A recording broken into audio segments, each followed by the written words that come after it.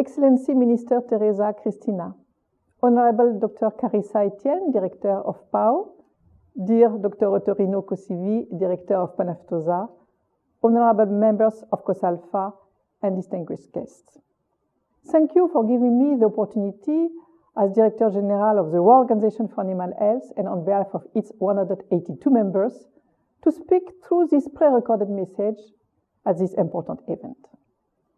I was very grateful to receive your invitation to participate and gladly do so via video with the hope of meeting you all in person in the not too distant future.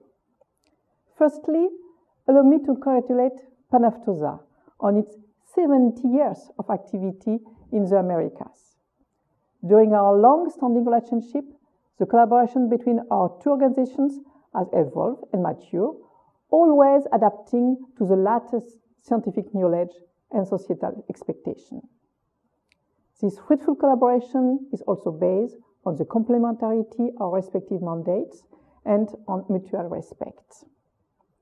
For both organizations, the right path has always been to combine strengths and capacities with relevant partners and share a common vision and goals on improving animal health and welfare. Both our organizations are committed to this path because we know that our engagement against animal disease leads to this reduction of poverty, the improvement of people's livelihoods and health, and a more responsible use of natural resources. A concrete example of this is the efforts that result in the control and, let's hope, eradication of foot-and-mouth disease. The OIE continues to be an active and key global actor in the fight against FMD through the development of science-based standards and the coordination of actions with other global or regional organizations and stakeholders.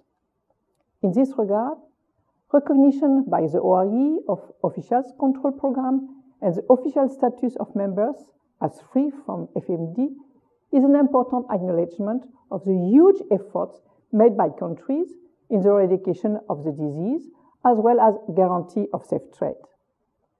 The progress made towards the eradication of foot-and-mouth disease requires not only the involvement of national authorities, the active participation of vaccine producers and veterinary professionals and paraprofessionals is also essential. For that, collaboration between the public and private sectors through sound and effective agreements is needed.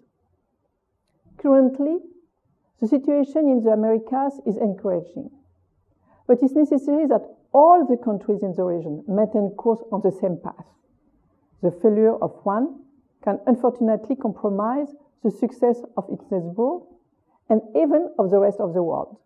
From this point of view, the recent occurrence of African swine fever in the Dominican Republic and perhaps in Haiti is particularly worrying. That is why, in our battle against disease, we must not forget our essential partners, laboratories.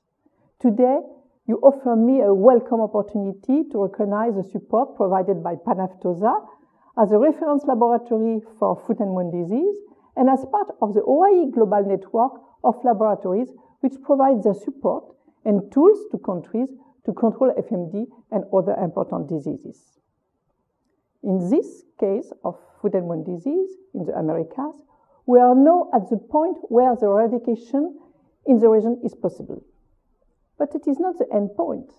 The maintenance of the status as free from the disease will pose new challenges and require new modalities of collaboration involving all concerned stakeholders.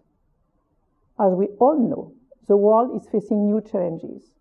The COVID-19 crisis has taught us that we must remain creative and supportive to address them. We can be confident that PANAFTOSA will maintain the high level of performance it achieved over the past 70 years well into the future.